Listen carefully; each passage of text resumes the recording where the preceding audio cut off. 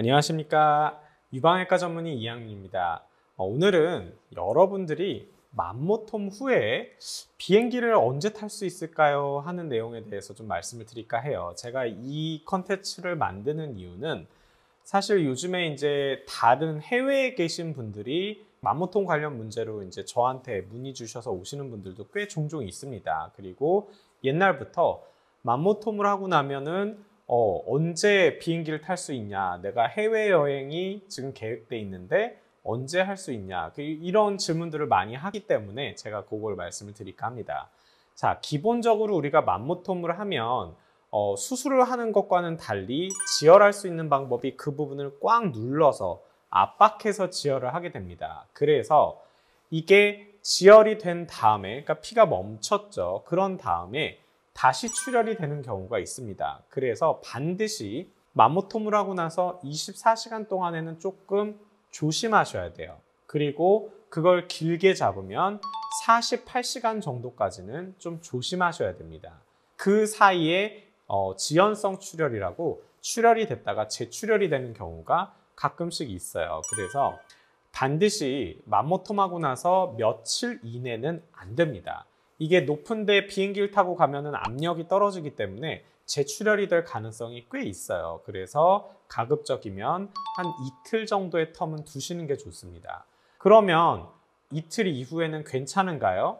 대부분 괜찮습니다. 그래서 저한테 뭐 예를 들어서 제주도에서 오신 분 같은 경우는 한 이틀 정도 있다가 가시라고 보통 그렇게 얘기를 하고, 하지만 이제 제주도는 뭐 잠깐 1시간 정도잖아요. 근데 장시간 6시간, 12시간 이렇게 타는 거는 그래도 일주일 정도의 텀은 두시는 게 좋습니다. 그래서 저 같은 경우 해외에서 오시는 분은 이제 뭐 예약하고 그런 시간도 좀 필요하니까 최소한 2주 정도의 체류 기간을 잡고 오시라고 해요. 2주에서 넉넉 잡아 3주 정도. 해외여행 계획 중이다 그러면 가급적 일주일 이후 정도로 잡으시면 될 것 같습니다. 그리고 또 이게 하나를 했냐 여러 개를 했냐, 작은 걸 했냐 큰 걸 했냐, 출혈량이 좀 있었냐 별로 없었냐, 이런 거에 따라서 좀 달라요.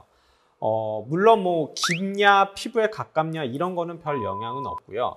확실히 하나를 했냐 여러 개 했냐의 차이는, 하나를 하면은 바로 지혈이 되기 때문에 지혈이 잘 됩니다. 근데 여러 군데를 하게 되면 여기를 계속 누르면서 할 수가 없기 때문에 이쪽에서는 출혈이 꽤 될 수밖에 없어요. 그러니까 여러 군데를 하면 그만큼 출혈 가능성이 높아지고 그런 분들은 조금 더 텀을 두셔야 됩니다. 근데 그것도 일주일이면 충분해요. 일주일이 지났는데 비행기를 타는데 지연성 출혈이 된다? 그럴 가능성은 거의 없다고 보시면 됩니다. 비슷한 맥락으로 크기가 크면 클수록 출혈의 가능성이 좀 더 높아지는 거예요. 그래서 그런 분들은 하루에 그런 유예를 두지 말고 이틀 정도 유예를 두시면 충분합니다. 그리고 나는 정말로 어쩔 수 없이 만모톰 하고 당일날 가야 돼요.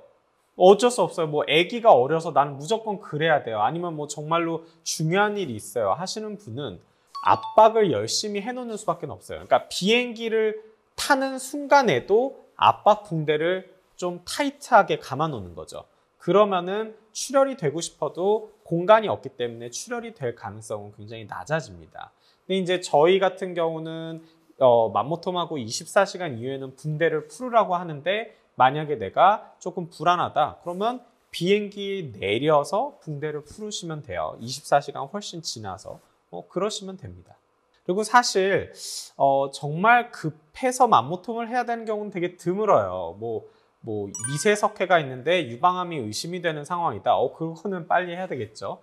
하지만 대부분의 경우에서는 양성병변을 우리가 만모톰으로 하는 거잖아요. 그럴 때는 그냥 해외여행 다녀오시고 그러고 나서 하시는 것도 괜찮습니다. 그래서 어찌됐든 만모톰을 한 다음에 언제 비행기를 탈 수 있는지 여러분들한테 알려드리고자 오늘 영상 준비를 했습니다. 여러분들 이제 참고가 되셨죠? 감사합니다.